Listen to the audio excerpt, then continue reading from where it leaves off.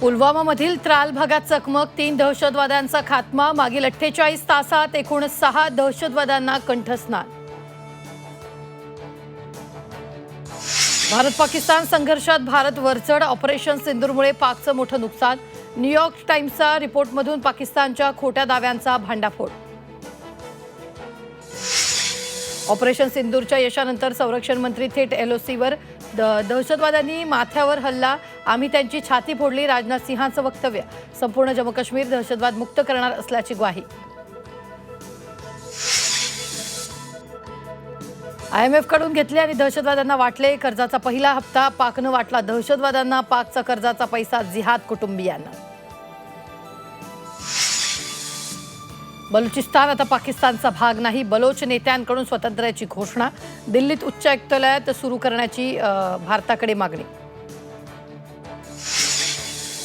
मराठा आरक्षण विरोधातल्या याचिकेवर तात्काळ निर्णय घ्या, नव्यानं खंडपीठ स्थापन करा.